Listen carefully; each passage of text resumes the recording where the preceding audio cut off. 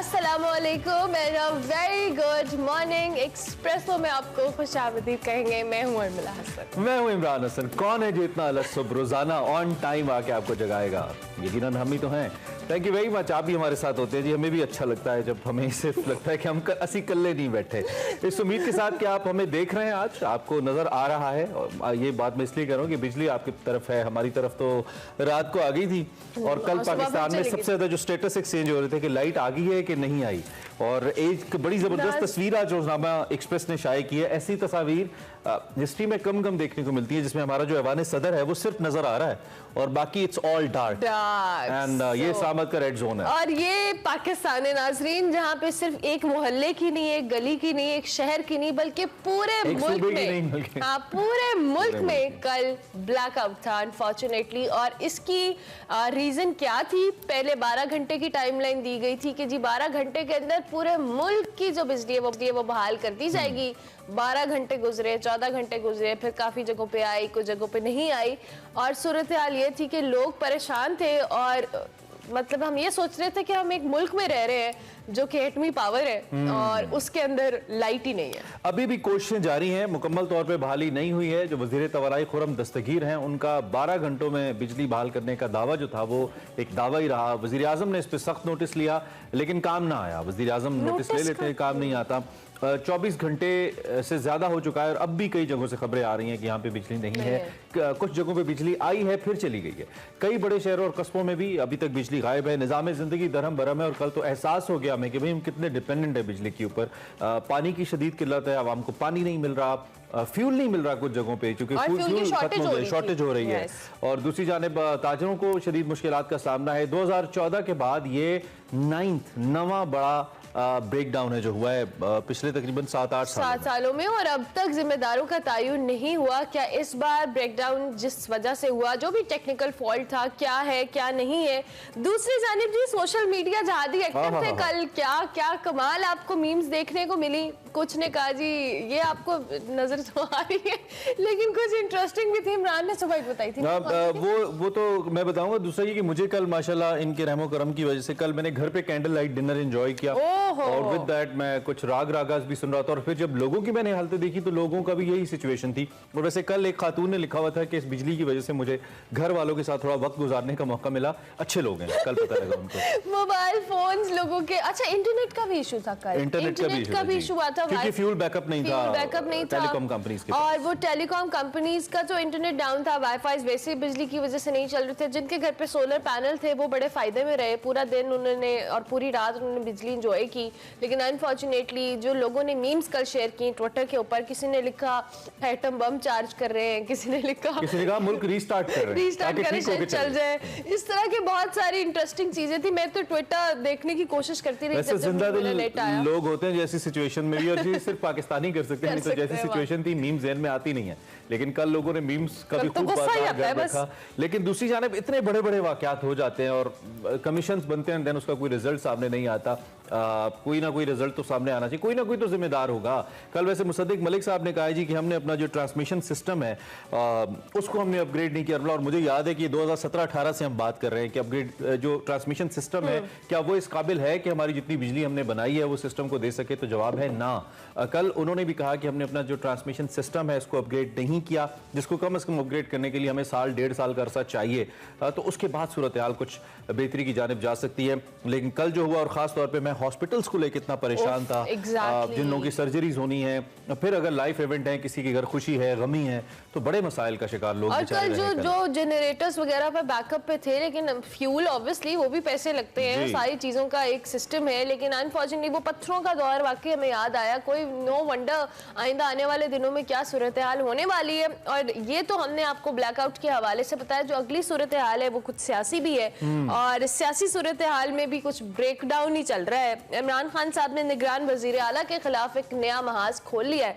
उन्होंने कहा है जी, वीडियो खिताब किया आदत उन्होंने इलेक्शन कमीशन को आड़े हाथों लिया। पंजाब में जो वजीर आला है उनकी तकर्री के खिलाफ मुल्क गिर एहतजाज शुरू करने के लिए और फैसले को सुप्रीम कोर्ट में चैलेंज करने का ऐलान किया। और साथ साथ उन्होंने कहा कि ये जो मामला है, अच्छा कल एक और उन्होंने इसमें एक स्टेटमेंट दी जो बहुत सारे लोगों के लिए कुछ अच्छी नहीं थी। उन्होंने कहा जी जिस तरह से जनरल बाजवा के हवाले से वो बार बार नाम लेते थे रिजीम चेंज में, अब इस रिजीम चेंज में मोहसिन नकवी साहब का भी हिस्सा है। खान साहब ने ये कहा है एक दिन हमारा नाम ना लेना शुरू कर दे खान साहब ये दोनों भी शामिल थे। मतलब मुझे लगता है कि वो जिस तरह आगे जा रहे हैं ना, किसी को नहीं छोड़ेंगे।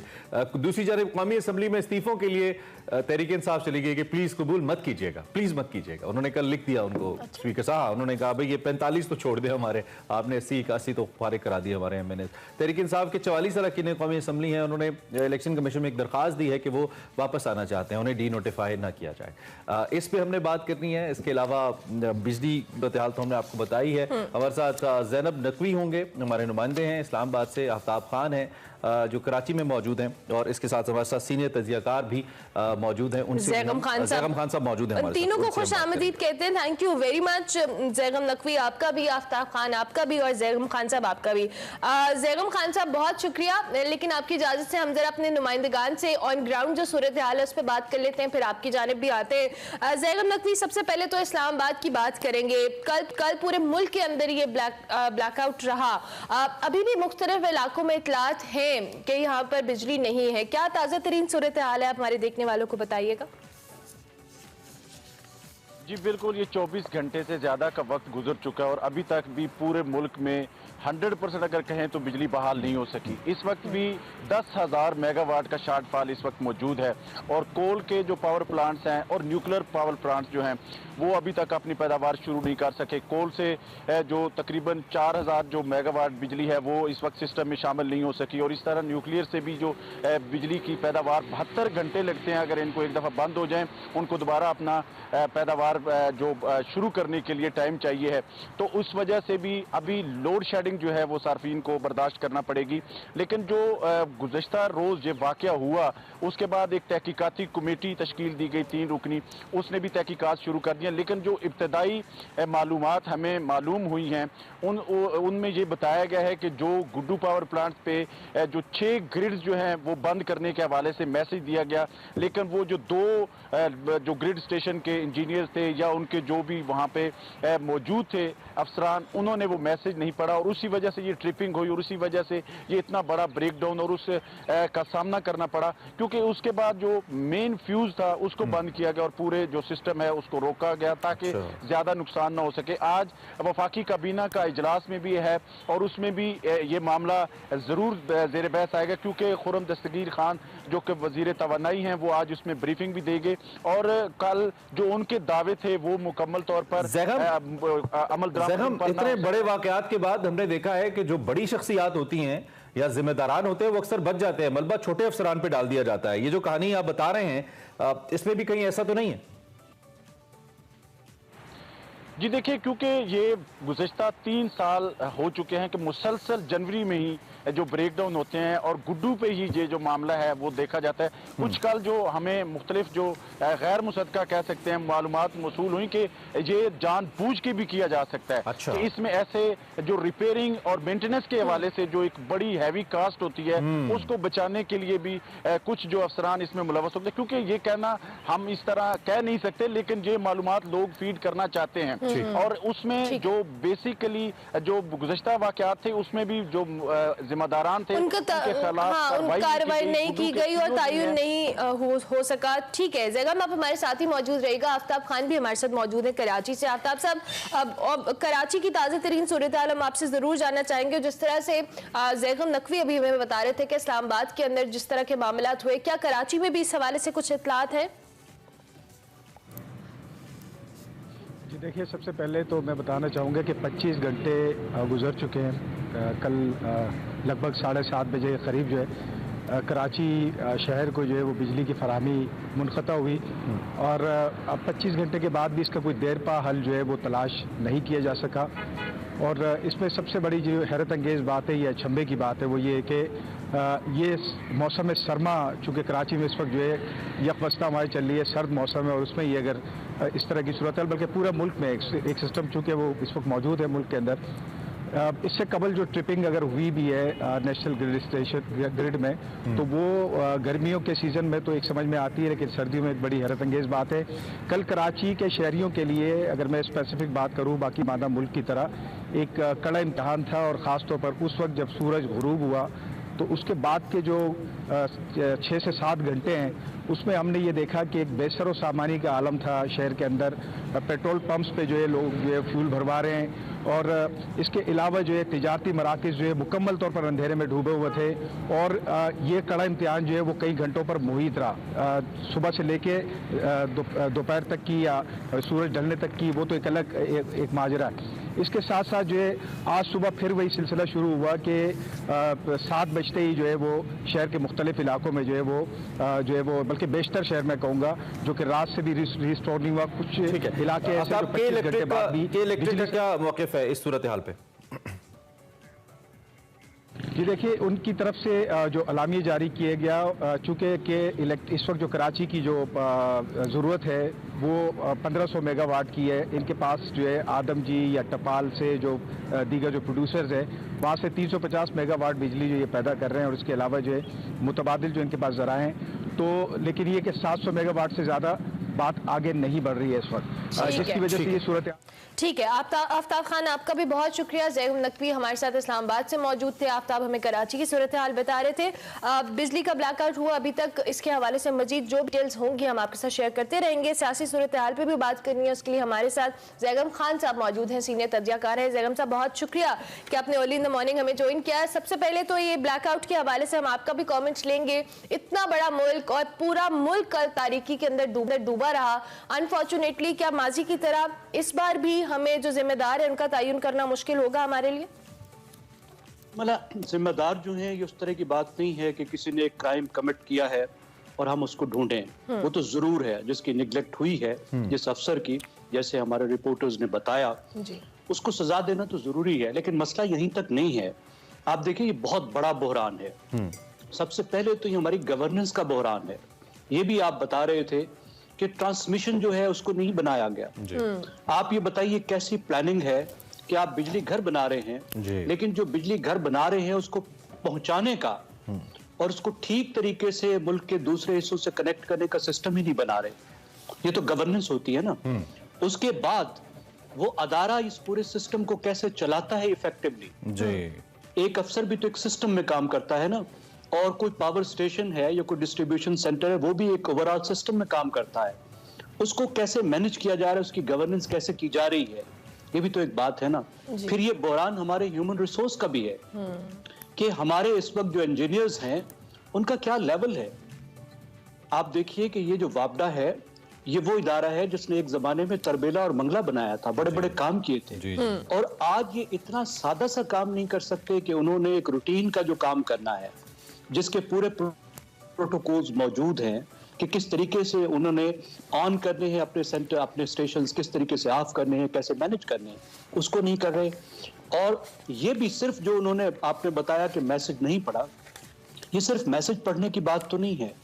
इसमें भी जो उसके अंदर एक पूरा सिस्टम होता है कि कैसे पैगाम रसानी होगी, उस पैगाम को कैसे पढ़ा जाएगा, उस पर कैसे अमल किया जाएगा, यानी जो एक पूरा फ्लो होता है इंफॉर्मेशन का, वो इंफॉर्मेशन का फ्लो भी मौजूद नहीं है। तो आपको पूरे एक रिफॉर्म जो करने थे और जो आप नहीं कर रहे, एक तो सबसे बड़ी बात तो वो है।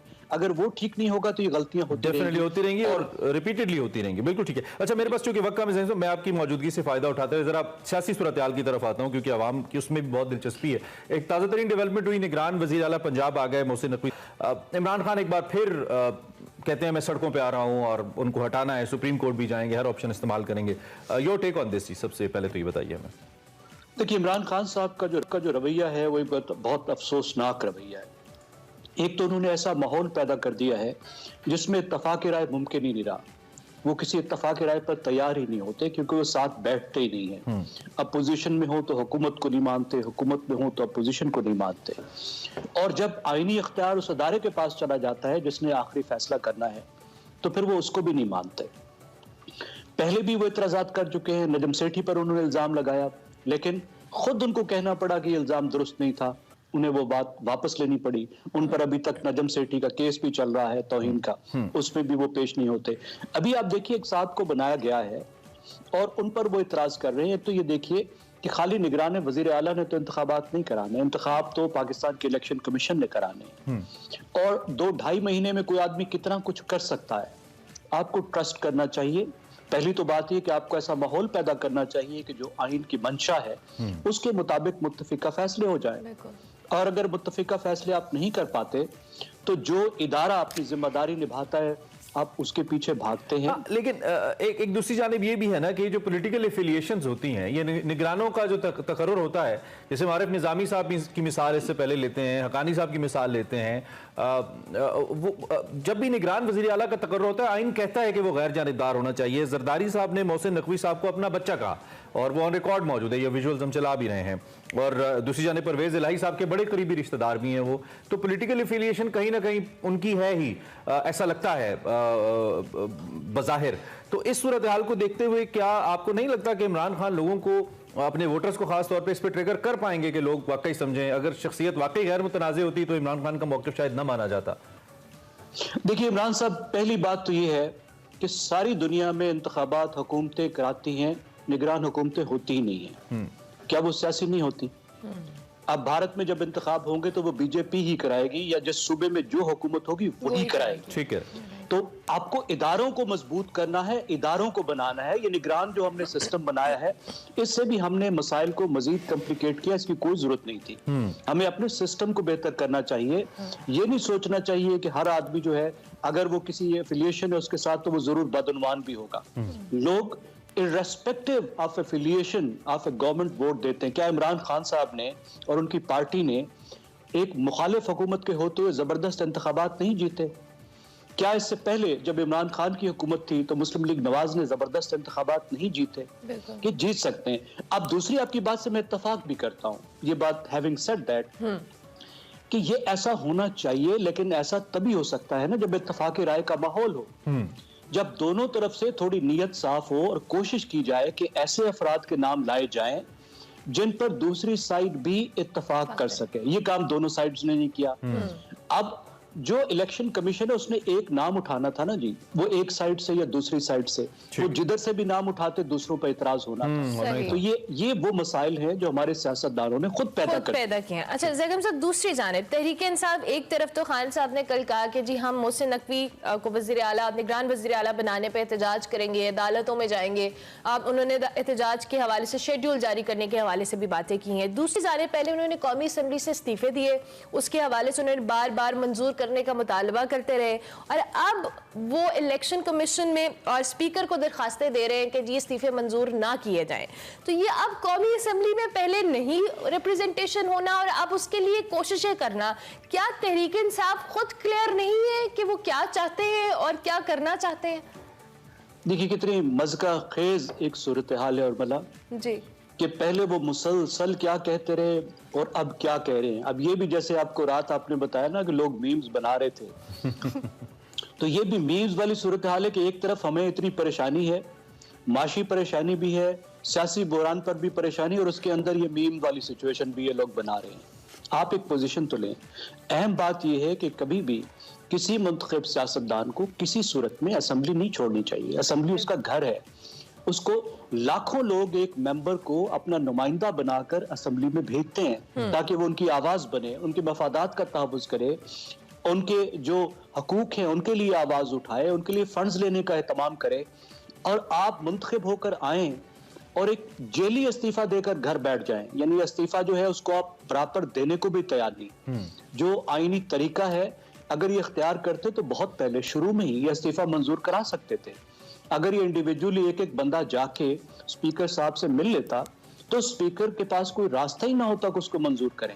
यानी पहले भी ये मंजूर नहीं करवाना चाह रहे थे, लेकिन जाना भी नहीं चाह रहे थे, तनख्वाह भी ले रहे थे और उनके जो अपार्टमेंट्स हैं वहां पर भी रह रहे थे और डेयर कर रहे थे हुकूमत को अदालत तक जा पहुंचे थे कि हमारे इस्तीफे मंजूर किए जाएं। और अब जब स्पीकर साहब ने मंजूर करना शुरू किया, और वो भी उनका कोई तरीका ठीक नहीं है कि वो अपने इख्तियार को जिस तरीके से इस्तेमाल कर रहे हैं वो वाज़ेह तौर पर एक सियासी इस्तेमाल है, वो कोई असूली इस्तेमाल नहीं है। अगरचे उनको आईन इस बात का हक देता है, लेकिन उनकी जो शख्सियत है वो इस बात का तकाजा करती है कि वो सियासी एफिलिएशन से बालातर होकर आइन की स्पिरिट के मुताबिक काम करे। तो उन्होंने भी नहीं किया। अब जब उन्होंने करना शुरू किया तो अब ये दौड़े भागे फिर रहे हैं।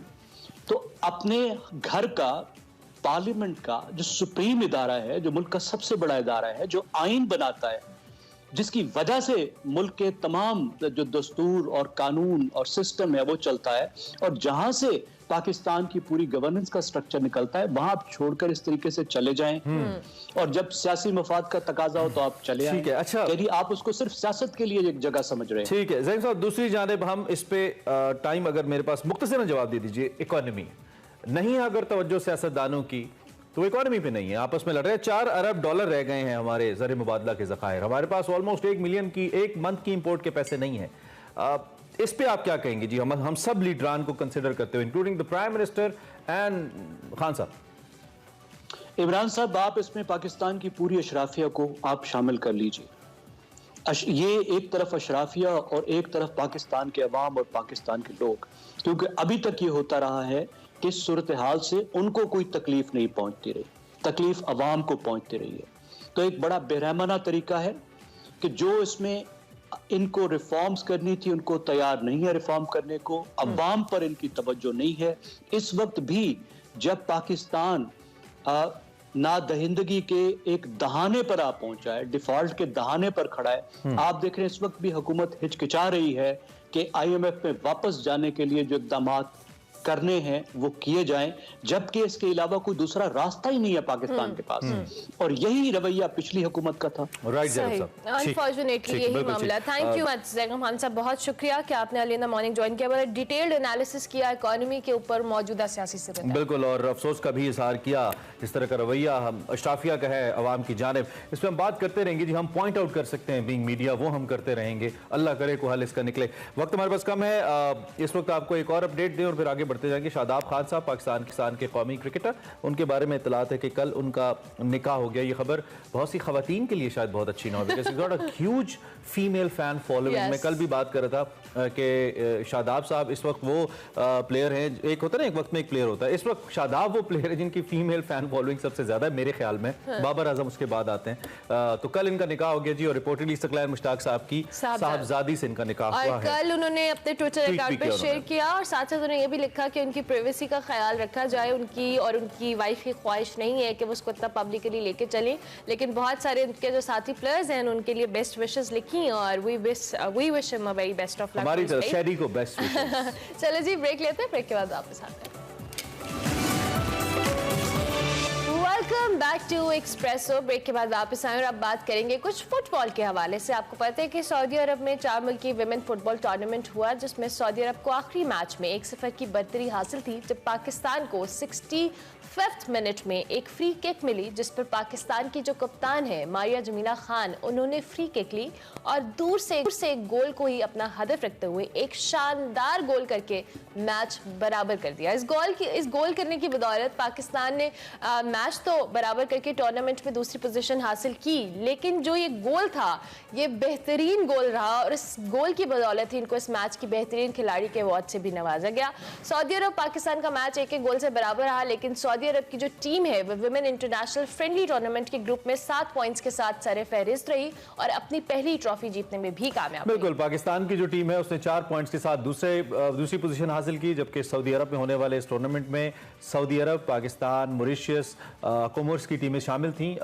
दूसरी जानिब हमने ये भी ज़रूरी समझा कि मारिया को हम अपने शो में इनवाइट करें और ये जो इनका एक मैजिकल गोल है इस पर बात करें। आपको बता दें कि स्क्वाश के पहले पाकिस्तान के आलमी चैंपियन हाशिम खान साहब की नवासी हैं। जहांगीर खान उनके अंकल बनते हैं दूर से, और गोलकीपर बनना इनका ख्वाब था, लेकिन गोलकीपर को ही इन्होंने ज़बरदस्त तरीके से डिसीव किया अपनी किक से, और then she scored the magical goal जिसे हम कहेंगे। मुत्तहिदा अरब अमारात में भी सर्व कर चुकी हैं, now she is studying as well I believe. हम इन्हीं से पूछ लेते हैं कि उस वक्त उनका करियर किस नहज पे and what she is looking forward to Thank you very much for joining us, Maria. First of all, we'd like to know about this magic goal that you've scored. I think this is one of the best goals someone have ever scored, in fact, among the international players as well. So tell us, first of all, was it a planning or just a luck factor that worked?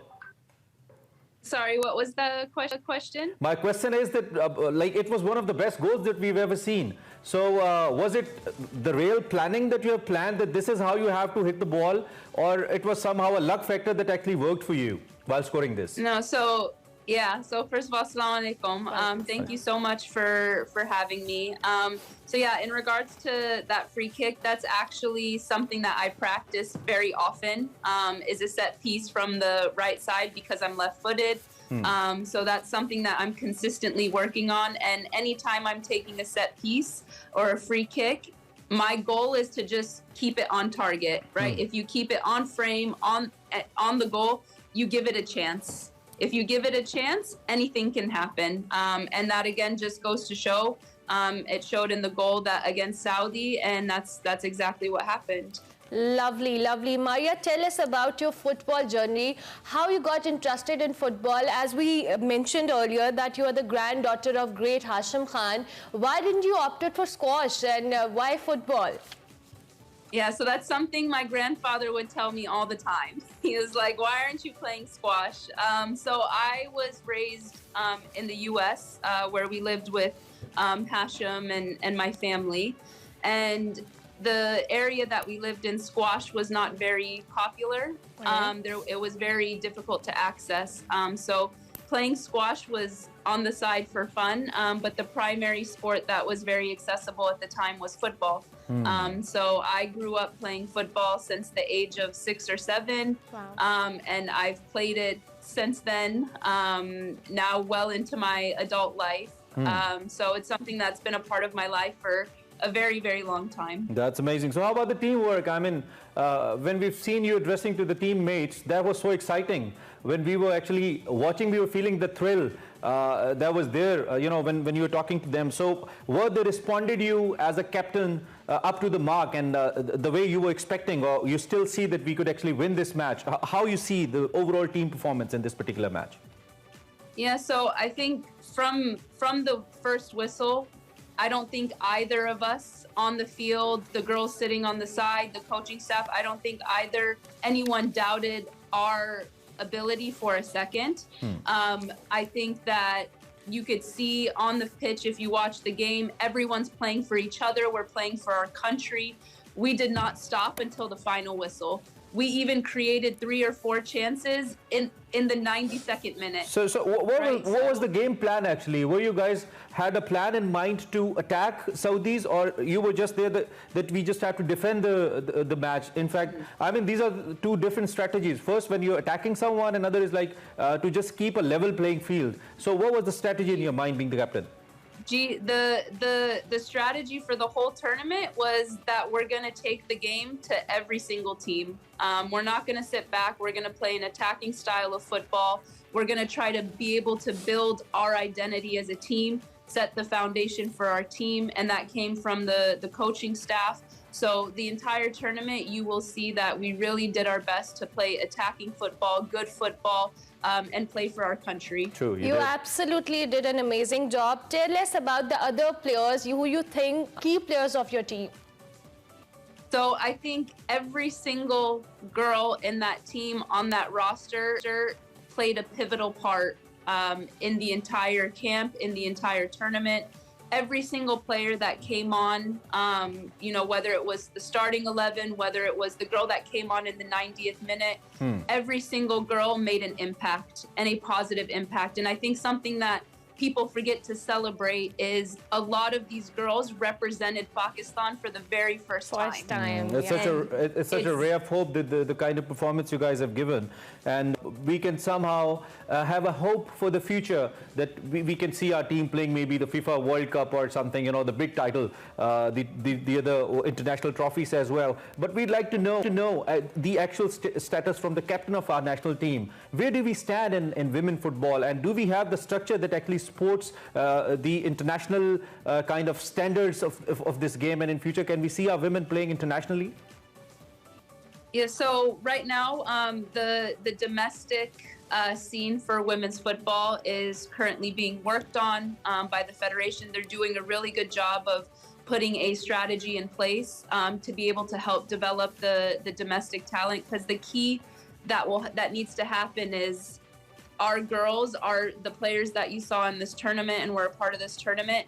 We need to be playing 11-a-side football on a regular basis and have access to a league, have access to training. So again, that's something that's currently undergoing strategy-wise. So inshallah, we'll be able to see that soon and hopefully have a sustainable structure for women's football in the country. Inshallah. As you said that there are not sufficient facilities right now. What do you think? What kind of how the government or the federation can accommodate you regarding the facilities and the playing fields regarding your football practices and all?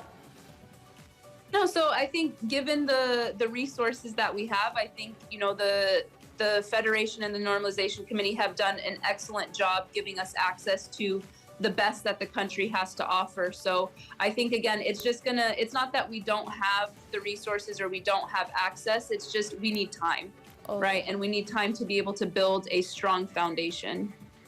Lovely. All right, that's really great. So in the end, if you like to give any kind of message or suggestion to the upcoming players who are actually interested to play for Pakistan, and we'd be glad if you even speak something in Pashto, your mother language. That would be great. That'd be great. Ji, say so. So I'll say it in English and then I'll translate it over to Pashto. So I think for me, regardless of what sport or, you know, even if it's not sports, just find something you're passionate about and work hard. Because if you work hard, things will happen and you will get noticed. So, tol jinake alakan tawem che sapedaka chista khwakhwi o ziyatkar oka khakar oka o inshallah khode bade khayal sati. Khaji. Inshallah. Oh, nice. Thank you so much, Maria. It's a pleasure talking to you and wish you all the best for your future. बहुत अच्छा लगा हमें and the magical गोल मैंने तो इसको magical गोल कहा है. I think Pakistan की हिस्ट्री में ख़वातीन के फुटबॉल की हिस्ट्री में हम हमेशा इसको याद रखेंगे. हमारे साथ Singh, thank you very much for your time. बहुत अच्छा लगा and wish you very best of luck for your future. Women football team की जो रिप्रेजेंटेशन है वो बहुत अब रजिस्टर होना शुरू हो गई है and that's the best part कि हमारी लड़कियां इतना अच्छा फुटबॉल खेल रही हैं. मुख्तलिफ इलाकों से आ रही हूँ एज मारिया सेड कि बहुत सारी ऐसी लड़कियां थी जिनकी पहली बार किसी इंटरनेशनल मैच के अंदर रिप्रेजेंटेशन थी. तो इससे अच्छी बेहतर क्या हो सकती है बात. में बहुत बड़ी अचीवमेंट है इंटरनेशनल वेन्यू के ऊपर जाके फिर होम ग्राउंड उनका वहाँ पे खेलना और बहुत अच्छा खेलना मेरे ख्याल में बहुत ज़्यादा अप्रिशिएट करना चाहिए. और हम मुस्तकबिल में उम्मीद कर सकते हैं कि पाकिस्तान का मुस्तकबिल रोशन है. मारिया सेड हमें सिर्फ टाइम चाहिए, वक्त के साथ हम इसको इस्टेब्लिश कर लेंगे इंशाल्लाह. मारिया जमीना खान हमारे साथ मौजूद थी, उनसे हम बात कर रहे थे. अभी हम एक ब्रेक लेंगे, ब्रेक के बाद वापस आएंगे. Welcome back to Expresso. बात करेंगे कुछ आपकी हेल्थ के हवाले से. वैसे हर इंसान की ख्वाहिश होती है कि वो फिट नज़र आए और उसके लिए बहुत ज़्यादा कोशिशें भी करते हैं, मगर कई ऐसे लोग होते हैं जो किसी न किसी वजूहात की बिना पर ओबेसिटी का शिकार हो जाते हैं. आज हम इसी पे बात करेंगे. एक सर्वे रिपोर्ट के मुताबिक पाकिस्तान भर के अगर हम 11 शहरों की बात करें तो इसमें जो ओवरऑल सर्वे में हुआ जिसमें इंकशाफ किया गया कि 2500 अफराद का जो बॉडी मास इंडेक्स है वो 88% से ज़्यादा अफराद मोटापे का शिकार नजर आते हैं, जिसमें पंजाब के तमाम बड़े शहरों की बात की जाए तो 95% से ज्यादा मर्द और खवातीन मोटापे का शिकार है, जबकि सिंध में और सखर और आजाद कश्मीर में मीरपुर के 100% शहरी मोटापे का शिकार पाए गए हैं. इसकी 100% मतलब मीरपुर वालों, सखर वालों, कोई एक बंदा आपने अच्छा, ऐसा नहीं इसमें है बहुत सारी रीजंस हो सकती हैं, हाँ. उस पर भी आज हम बात करेंगे. और इसकी सबसे मेन रीजन है आपकी फिजिकल एक्टिविटी ना होना और आपकी डाइट ऑब्वियसली इसमें बहुत इंपॉर्टेंट रोल प्ले करती है. इसी में बात करेंगे. डॉक्टर साहर चावला हमारे साथ मौजूद है. Doctor sir, thank you very much for joining us. हम ये ओबेसिटी बात कर रहे हैं, मोटापे की. ऑब्वियसली बहुत सारे लोगों की डिफरेंट रीजंस होती हैं, कुछ हेल्थ मेडिकल इश्यूज भी हो सकते हैं, बट अनफॉर्चुनेटली ज़्यादातर लोगों के मसाइल यही होते हैं कि हमारी फिजिकल एक्टिविटी ना होने के बराबर है, हमारी डाइटरी हैबिट्स पैटर्न्स शदीद ख़राब हैं. सो सबसे पहले तो आप हमें इतने दिनों बाद ज्वाइन करिए हैं, कैसी हैं आप? अस्सलाम वालेकुम जी, मैं ठीक ठाक. आप लोग कैसे हैं? I am so glad to be here again. आपको बहुत ज्यादा अच्छा है और इस पर मैं इतना बात करती हूँ। इनफैक्ट मेरे ऑफिस में जो भी क्लाइंट आते हैं उसको यही कहती हूँ कि मेटाबॉलिक सिंड्रोम, ओबेसिटी, मोटापा, इसकी जो शरह है, अगर आप पीछे इसका स्टैट्स देखें, इसकी जो परसेंटेज है पिछले 20 सालों में इस तरह स्पाइक पे गया है। 20 सालों में क्या दो चीजें और स्पाइक पे गई हैं? 20 सालों में आपके पास जंक फूड इंडस्ट्री स्पाइक पे गई है। मुझे याद है मैं 9th स्टैंडर्ड में थी जब एक बड़ी फेमस जंक फूड चेन का पहला आउटलेट खुला था लिबर्टी लाहौर में, और उससे पहले इतना कॉन्सेप्ट नहीं था। तो मैं अक्सर ये कहती हूँ कि हम कंपैरेटिवली लकी जनरेशन है कि हमने जंक फूड का, मतलब हमें इतनी आदत नहीं थी, हमारे टेस्ट बड्स को इतनी आदत नहीं थी। अब तो लोग जंक फूड के बगैर अपने दिन खत्म होने का कॉन्सेप्ट ही तस्वुर नहीं कर सकते। ये तस्वुर ही खत्म हो गया कि अच्छा खाना क्या है, बुरा खाना क्या है। दूसरी चीज जो 20 सालों में ऊपर गई है वो है, आपने खुद बहुत अच्छे से बता दिया, फिजिकल एक्टिविटी। मुझे नहीं याद कि मैंने आज तक अपने टी बॉय को कहा कि मेरे लिए चाय बनाए। मैं अपनी चाय खुद बनाती हूँ। वो मैं क्यों बनाती हूँ? मैं इससे बनाती हूँ ताकि उस बहाने में उठूं। मैंने ये बात सिर्फ इसलिए की अपनी एग्जांपल, वरना मैं देती नहीं हूँ, कि हमारे यहाँ पे अक्सर लोग कहते हैं हमारी डेस्क जॉब है, हमारी तो बैठने वाली जॉब है, हमें बैठ के बोलना पड़ता है, बात करनी पड़ती है। आप बहाने ढूंढे फिजिकल एक्टिविटी के लिए। और एक और बात आपके चैनल के मीडियम के थ्रू मैं लोगों को बता दूं, जब तक आप कॉन्शियस एफर्ट नहीं करेंगे, ये सहूलतों का दौर है, जो खरीद सकता है उसके लिए ये चीजें बहुत आसान है। अगर आप कॉन्शियस एफर्ट नहीं करेंगे, सुबह उठ के जिस तरह आप अपनी रोजी रोटी कमाने के लिए टाइम निकालते हैं, जब तक आप वर्जिश के लिए उस तरह टाइम नहीं निकालेंगे, आप फिजिकल एक्टिविटी नहीं कर सकते। ये बहुत ज्यादा नज़्म सबका काम है। और अगर आप फिजिकल एक्टिविटी नहीं करेंगे, सारी बीमारियों की जड़ ओबेसिटी है। एक तो मैं इस कॉन्सेप्ट से आजकल इतनी तंग हूं, प्रमोट बॉडी पॉजिटिविटी। क्या प्रमोट बॉडी पॉजिटिविटी? मोटापे को ग्लोरीफाई करने की क्या जरूरत है? अगर आप अपनी बुरी आदतों की वजह से मोटे हो रहे हैं तो आप बीमार हैं। उसका ये मतलब नहीं है कि आप उसको प्रमोट करना शुरू कर दे। और ये सारी जो चीजें हैं ना, इनको भी बहुत ज्यादा ये आजकल यंगस्टर्स में, डॉक्टर साहब जितनी ब्लंटली कह रही है ना डॉक्टर साहब, बहुत सारी खवातीन आपके पीछे पड़ने वाली है कि आप बॉडी पॉजिटिविटी को नेगेटिव ज़मीर जगा दिया हमारा। आपने, आपकी बातों से ज़मीर जाग गया हमारा। आप प्लीज जारी रखिए डॉक्टर साहब। देखिए, मेरा काम है उनको सही बात बताना। मेरा काम ये नहीं है कि मैं उनको वो बात बताऊं जो उनको पसंद हो। क्लाइंट्स जो इतना पे करके भी मेरे ऑफिस में आते हैं, मैं उनकी पसंद की बातें नहीं उनसे करती, मैं उनसे सच्ची बातें करती हूँ। और ये इंसान का तर्ज जिंदगी होना चाहिए, बाकी रोजी रोटी और इज्जत अल्लाह ताला के हाथ में है। The second thing is that कि हमें न्यूट्रिशनली अवेयर होने की बहुत ज्यादा जरूरत है। मैं ये बात बहुत देर से कह रही हूँ कि स्कूल्स में, कॉलेज में, यूनिवर्सिटीज में, ग्रास रूट लेवल। डॉक्टर साहब चले थोड़ा सा मोटापे की डेफिनेशन तो हमें बताइए, क्योंकि लोग नहीं समझते कि वो मोटे हैं, लेकिन मेडिकली वो मोटे होते हैं।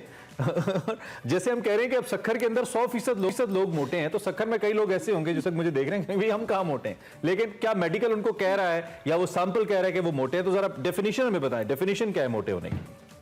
बहुत अच्छा क्वेश्चन है। दो टाइप्स की ओबेसिटी होती है आपके पास मेडिसिन में, सेंट्रीपीटल ओबेसिटी और पेरिफेरल ओबेसिटी। सेंट्रीपीटल ओबेसिटी, जिसको एप्पल शेप्ड ओबेसिटी कहा जाता है, वो ओबेसिटी है कि जो सारा फैट है वो आपके पास एब्डोमिनल एरिया में। This is the dangerous one. ये वाला वो मोटापा है इमरान और अर्मिला जो स्पाइक पे गया है आपके पास, क्योंकि आपके पास जितने भी ऑर्गन्स हैं वो सारे के सारे आपके पास एब्डोमेन में है, टांगों और हाथों में नहीं है, सारे वाइटल ऑर्गन्स एब्डोमेन में है। अगर आपका पेट मोटा है, आपको पता है इसका क्या मतलब है? इसका मतलब ये है कि आपकी लिवर चर्बी एक्यूमुलेट कर करके थक गया और अब उससे उसकी उल्टी करना शुरू कर दिया। आप जैसे जैसे बोल रही है इमरान अपने पेट को बार-बार सांस रोक के चेक कर रहे हैं। मैंने सांस रोक के रखा है। Imran and Urmila, you both are definitely not amongst them. आप नहीं है प्लीज। अच्छा, इसका मतलब है कि आपकी लिवर ने उल्टी करना शुरू कर दी चर्बी की, वो बाहर फेंक रहा है उसको और बाकी ऑर्गन्स पे भी स्प्रेड कर रहा है। ये वाली वो ओबेसिटी इमरान जिसको मेटाबॉलिक सिंड्रोम की जड़ कहा जाता है। Metabolic syndrome, please let me explain. Obesity, insulin resistance, Alzheimer's disease, cancer का रिस्क, हाइपरटेंशन।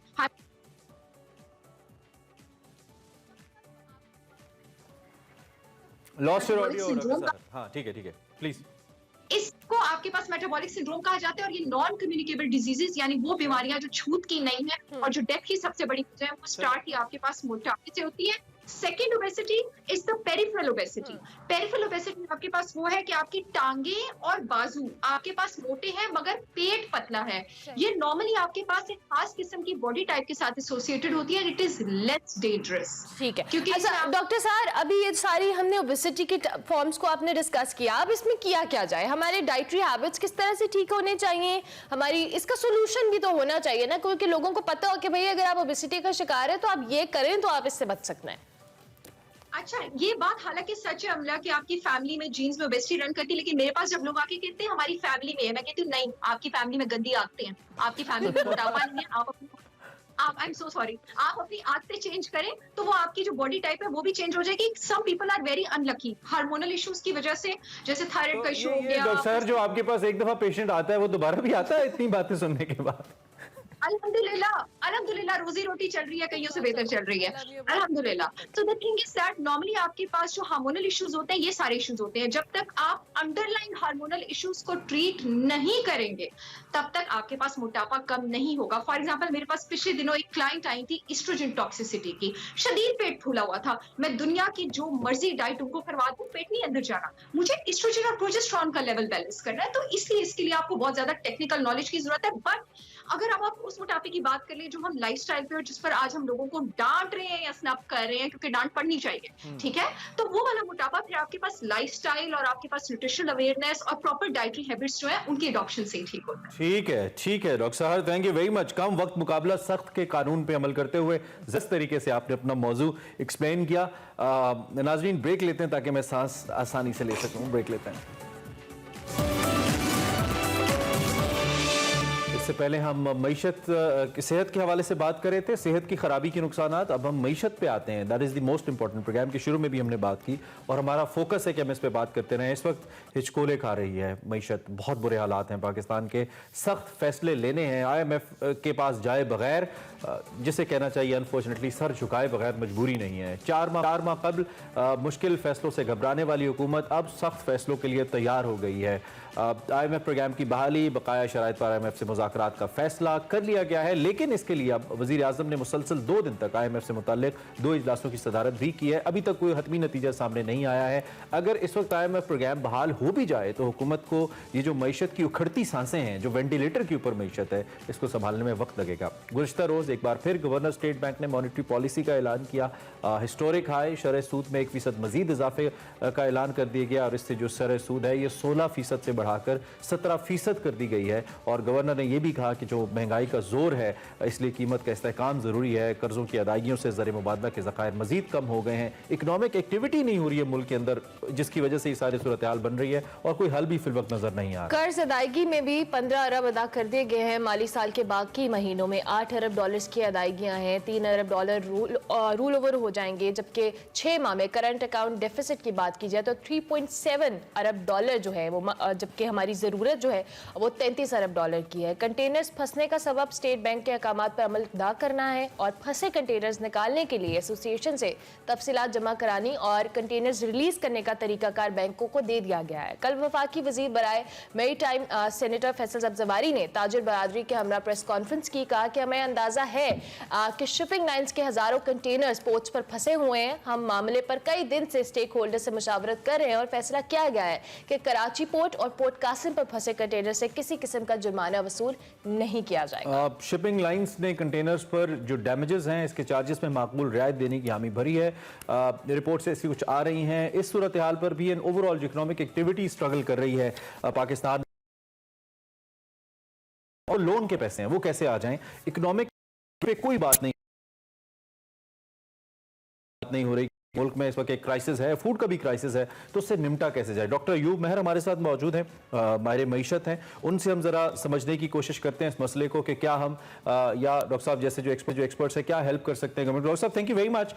ये जो सूरत हाल है आपके इल्म में और मुसलसल हम इस पर बात करते आए हैं। मेरा यहाँ पे सवाल ये है कि एक तो ये जो 4 महीने का डिले था जिसमें हम ऑल्टरनेटिव ऑप्शंस को ट्राई करते रहे IMF के मुकाबले में, ये कितनी बड़ी हमारी गलती थी। अब अगर IMF के साथ हमारी बात हो भी जाती है, ऑलरेडी हम हाईएस्ट हाई इन्फ्लेशन के ऊपर मौजूद है, तो इसका मजीद इंपैक्ट क्या आएगा जब ऑल्टरनेटिव कोई प्लान नहीं है निचले तबके को देने के लिए। हुकूमत के पास ना पैसे हैं ना कोई प्लान है, ऐसा नजर नहीं आता कि हुकूमत क्या करेगी। शुक्रिया इमरान साहब, आपने एक बात बहुत अच्छी इंडिकेट की और ये मैं खुद भी चाह रहा था। बहुत सारे प्लेटफॉर्म पे मैं ये मेंशन भी करता रहा हूँ कि जितने इस टाइम डायलॉग्स हो रहे हैं, मुज़ाकरात हो रहे हैं, मीडिया पे जो बातें हो रही हैं, वो जो इकोनॉमिक्स के नाम पे बातें हो रही हैं, वो उसमें इकोनॉमिक्स तो होती नहीं। कोई हम इश्यूज डिस्कस करने के बजाय एक दूसरे पे इल्जामात की बात हो रही है कि ये जो मुल्क में महंगाई हो रही है, जो बेरोजगारी है, जो गुर्बत है, वो दूसरे की वजह से है। हम एक दूसरे पे इल्जामात को इकोनॉमिक्स का नाम देकर के मुज़ाकरात कर रहे होते हैं और किसी कंक्लूजन तक नहीं पहुंच पा रहे होते। अभी आपने जो क्वेश्चन किया है, जाहिर है पाकिस्तान हमेशा जो लैंडिंग इंस्टीट्यूशन है उनकी कंडीशंस फॉलो करता रहा है, और जो बात एग्रीमेंट में होती थी उसको इम्प्लीमेंट भी किया जाता था। ये एक प्रैक्टिस रही थी। लेकिन एक 1.5 साल पहले अनफॉर्चुनेटली ये हुआ कि पहली मर्तबा हुआ पाकिस्तान की हिस्ट्री में कि वो जो हमने साइन खुद किए थे एग्रीमेंट, वो इम्प्लीमेंट करने के बजाय बिल्कुल रिवर्स गियर ले लिया, उसके अगेंस्ट हमने स्टेप लिए थे। उसके बाद जाहिर है अब IMF जो है वो रिलेक्टेंट है। ये आप पेट्रोलियम प्राइसेस की बात कर रहे हैं जो हमने बढ़ाने के बजाय कम कर दी थी पिछली हुकूमत ने, उसका जो इम्पैक्ट आया था। जी बिल्कुल बिल्कुल, मैं उसी की बात कर रहा हूँ। मैं और भी 2-3 इस तरह के स्टेप ले लिए गए थे। एग्रीमेंट कुछ और था, उसके बिल्कुल रिवर्स हमने एक्शन ले लिए थे। अब IMF रिलेक्टेंट है। जो मौजूदा सूरत हाल है हम फेस कर रही है, हम सब लोग फेस कर रहे हैं, और इस सूरत हाल में अब ठीक है इंटरेस्ट रेट बढ़ा दिया गया, कुछ हालात ऐसे बन गए कि इंटरेस्ट रेट बढ़ाना पड़ा। मॉनेटरी पॉलिसी से पहले डिस्कशन एक होती है, मैं उसका पार्ट था, उसमें मैं भी उसमें शामिल था। इंटरेस्ट रेट 100 बेसिस पॉइंट बढ़ाने की क्या जरूरत थी, क्या पैरामीटर्स थे, वो चीजें डिस्कस हुई, ये एक सूरत हाल बन गई थी। लेकिन इस तमाम सिनेरियो में जिस तरह से गवर्नमेंट मैनेज कर रही है, मैं समझ रहा हूँ मुश्किल हालात में मैनेजमेंट करने के लिए कुछ अच्छे स्टेप्स बहरहाल लिए गए हैं, और इसमें मुशावरत शामिल थी मुख्तलिफ ट्रेड एसोसिएशंस की भी, जैसे आपने अभी रेफर किया कि जो कंटेनर्स फंसे हुए थे, अगर वो इसी तरह से उस पर तवज्जो ना दी जाती तो एक बहुत बड़ा क्राइसिस आ सकता था। बहुत सारे आइटम्स हैं जिनमें खाने पीने की अशिया भी हैं।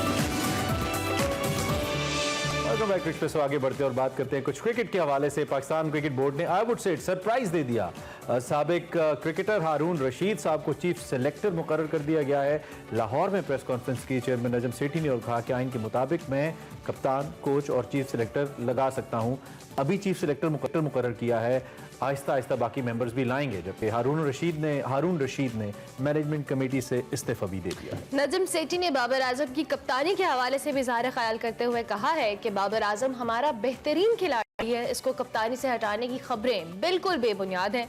मुस्तकबिल में अगर फैसला करना पड़ा तो स्पॉट फिक्सिंग में पड़ा तो करेंगे, और साथ साथ उन्होंने स्पॉट फिक्सिंग में जो शामिल खिलाड़ी हैं उनको ग्रीन सिग्नल दिया है। कहा है कि सजा पूरी हो जाने पर खिलाड़ी को टीम में शामिल करने में कोई हर्ज नहीं है। वही नजम सेठी जो शर्जील अहमद के हवाले से बड़ा इनका हार्ड स्टैंड था, लेकिन अब उन्होंने कुछ फ्लेक्सिबिलिटी दिखाई है। जबकि एशियन क्रिकेट काउंसिल की मीटिंग नहीं हो रही थी, और एशियन क्रिकेट काउंसिल का 4 फरवरी को बहरीन में इजलास होगा, जिसमें ACC के फैसलों को चैलेंज भी किया गया था। और मैं जबकि नजम सेठी साहब को रेफर कर रहे हैं कि उन्होंने कहा कि एशियन क्रिकेट काउंसिल के इजलास में जाऊंगा, और मजीद अफगानिस्तान क्रिकेट बोर्ड के अहदेदारों से भी उनकी मुलाकात हुई है, और बोर्ड ने 3 मैचेस की पेशकश की थी। बिल्कुल, उन्होंने कहा जी कि हमने अफगान बोर्ड को कहा था कि इन मैचेस का फायदा नहीं, ना पॉइंट्स मिलेंगे, ना मजीद कोई इसका ऐसा फायदा होगा।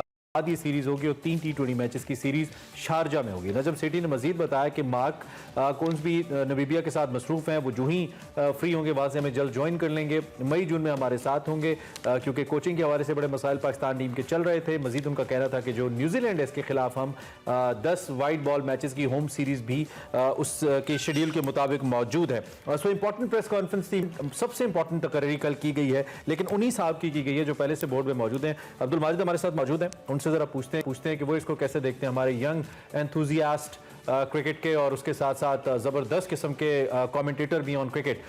Majid, how you see Haroon is back but with a bang? देखें, हारून रशीद साहब बहुत पुराने खिलाड़ी हैं PCB के, बहुत सालों से हैं वो, तकरीबन ही served PCB for a decade और मोर। अच्छी चीज मुझे ये नजर आती है कि एक्सपीरियंस आदमी है, he knows the ins and outs of PCB, चला लेंगे, अच्छी बात है। मुझे शाहिद अफरीदी वाला एक्सपेरिमेंट अभी तक नहीं समझ आया कि उन्हें थोड़े से टाइम के लिए क्यों लाया। Most probably Shahid Afridi was not available full time, night watchman के तौर पे लाए थे। हाँ, और मुझे मेरे ख्याल से उनके साथ कंटिन्यू करना चाहिए था। वैसे बहुत लोग पाकिस्तानी फैंस हैं, उनके लिहाज से जो एक एग्रेसिव अप्रोच हमें चाहिए, जो हमारी अभी नहीं नजर आ रही, ना T20s में और ना ODIs में। एक चीज हमें समझ नहीं आई, ये सिलसिला शाहिद आफरीदी से शुरू किया नजम सेठी साहब ने, और फिर शोएब अख्तर की बातें हुई। पहले मतलब हार्ड हिटर, फिर स्पीडस्टर, और ये बात रुकी आके 70-80 साल के हारून रशीद साहब पे। कुछ समझ नहीं आया हमें, ये हुआ क्या? देखिए, ये याद रखें कि PCB में जो है हमेशा वही लोग लगाए जाते हैं जो यूं करना जानते हो, सर हिलाना यस में जानते हो। उनको कभी ना करने वाले लोग पसंद नहीं आते। जब भी कोई चेयरमैन आता है वो अपनी एक पलटन पूरी लेके आता है। और हारून रशीद इज वेरी ओल्ड और वो काफी मशहूर है इस मामले में कि finds a way inside। इंतखाब आलम साहब काफी टाइम जो है वो पीसीबी जब जो मैनेजमेंट आप देखें, ये कुछ वो लोग हैं जो आपको हर मैनेजमेंट में नजर आते हैं। तो ये अच्छी बात भी है पाकिस्तान के लिए कि उनको मेरे नजदीक अच्छी बात ये है कि उन्हें सब पता है, उन्हें सारे तरीके पता है, उन्हें सारे रास्ते पता है कि किस तरह क्या काम कराया जाता है। लेकिन बुरी बात ये है कि जब एक एक्सपेरिमेंट्स का सिलसिला चला था और हमारे पास अभी टाइम था एक्सपेरिमेंट्स करने के लिए, तो आपको कर लेना चाहिए था। अगेन वर्ल्ड कप आ रहा है ओडीआई का, उससे पहले जो मेरी हमेशा फिलॉसफी रही है कि आप वर्ल्ड कप से पहले जितने एक्सपेरिमेंट कर लें अच्छा होता है, ताकि आपको एक जैसे मुझे अगेन शाहिद अफरीदी बहुत पसंद आए थे, इसलिए नहीं कि वो बहुत ही अच्छे प्लेयर थे, इसलिए कि उन्होंने आगे बहुत सख्त फैसले किए थे जो बहुत से लोग नहीं कर पा रहे थे। मोहम्मद वसीम जो है उन पे काफी क्रिटिसिज्म था जब वो थे चीफ सिलेक्टर रमीज राजा के दौर में। कोई इतना पुराना दौर नहीं बल्कि अभी कई दौर है जब से नजम सेठी आए। तो मेरे ख्याल से शाहिद अफरीदी से कंटिन्यू कर, उनसे बात करते हैं, उनको बिठाते हैं। अगर मिकी आर्थर को इतनी मुश्किल से मना के ला रहे हैं, नजम सेठी साहब कोशिश कर रहे हैं, कह रहे हैं 90% उनसे बात डन होगी, को भी मना ही सकते हैं। अच्छा Abdul Majid, in the end obviously हमारे पास आज टाइम चुके कम, हम चाहेंगे जल्दी जल्दी बातें कर ले सारी। बाबर आजम की कैप्टनसी के हवाले से भी उन्होंने खबरों को बेबुनियाद कहा। सेकेंडली उन्होंने जो स्पॉट फिक्सिंग में खिलाड़ी थे उनको ग्रीन सिग्नल कहा। उन्होंने कहा आमिर के हवाले से कि वो रिटायरमेंट वापस लेना चाहते हैं, तो उस हवाले से भी उन्होंने कहा कि वो ले सकते हैं। तो ये सारी चीजों को भी जरा कर दें। और फिर पाकिस्तान भारत सीरीज के हवाले से भी बहुत सिंपल है। पाकिस्तान अफगानिस्तान से सिर्फ इसलिए खेल रहे हैं क्योंकि ऑस्ट्रेलिया ने मना कर दिया था, तो एज अ पड़ोसी हम हमेशा उनके लिए दोस्ती का हाथ बढ़ाते हैं। और अफगानिस्तान ने हमारे साथ एक दफा हमने उन्हें पिंडी में बुला के उनको किट्स वगैरह स्टेडियम दे दिया था पूरा कि भाई आप रखें और यहाँ प्रैक्टिस करें। और 2 दिन बाद उन्होंने जो है हमारे साथ जो है वो बैक स्टैबिंग कर दी थी, लेकिन हमने फिर से दोस्ती का हाथ बढ़ाया है। अच्छी बात है, इंटरनेशनल क्रिकेट में दोस्ती ही हमारा ये हाथ हमारे काबू में नहीं है दोस्ती वाला।